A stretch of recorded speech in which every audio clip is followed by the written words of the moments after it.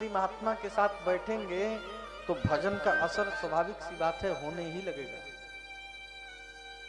कहीं शराबियों के साथ बैठना शुरू कर दिए, गजेड़ियों के साथ बैठना शुरू कर दिए तो फिर आप भी गजेड़ी हो जाएंगे, शराबी हो जाएंगे।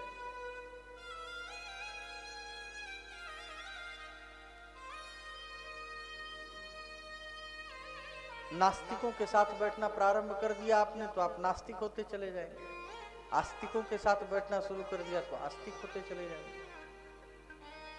तो संगत को जीतिए। इतना तो आपको भी पता है कि कौन सी चीज अच्छी है और कौन सी चीज बुरी है। सामान्यतः तो सबको पता होता ही है।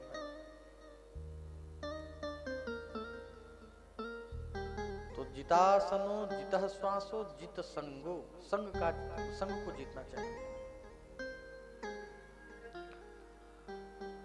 और जितेंद्रिय कहा गया, इंद्रिय को जीतो।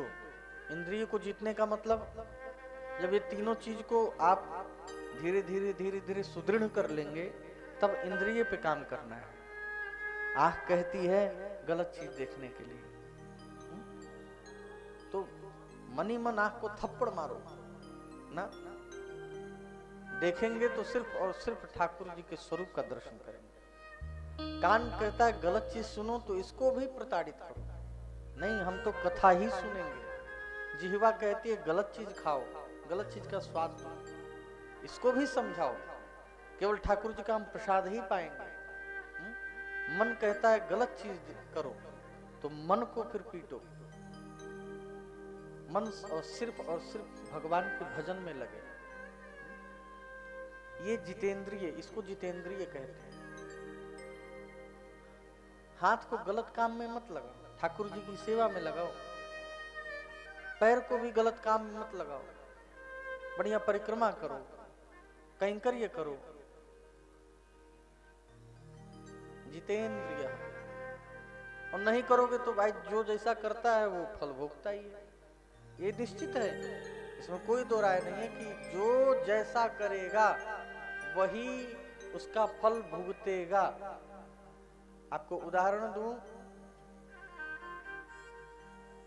खूब बढ़िया आम का बगिया है, मिथिला में तो खूब बढ़िया आम होता है। भगवान चाहेंगे तो जून में कभी पहुंचे, जून जुलाई में, तब खाने को मिलेगा। हाँ भाई, अभी तक हम जीवन में आम तोड़ के नहीं खाए हैं अभी तक, हमारी बड़ी इच्छा है, खरीद के खाया गया है। तो एक दृश्य है, एक आम का बगिया है बहुत सुंदर। तो आंख ने देखा आम को, आंख ने देखा, आंख ने देखा तो मन हुआ कि आम खाया जाए। तो आगे बढ़े, आगे कौन बढ़ा? पैर। आम के पास पहुंचे तो आम को तोड़ा किसने? हाथ ने। हाथ ने तोड़ा, खाया किसने? मुंह ने। स्वाद किसने लिया? जीभ ने। और स्वाद लेते समय कहीं माली पहुंच गया, पकड़ लिया और जोर की एक लगाई पीठ पे डंडा कस के। दर्द किसको हुआ? पीठ को। अच्छा, इतना सब कुछ हुआ, लेकिन बाद में आंसू कहां से निकले? आंख से निकला। रोया कौन? आंख रोया। आंख ने देखा था, आंख को ही रोना पड़ा।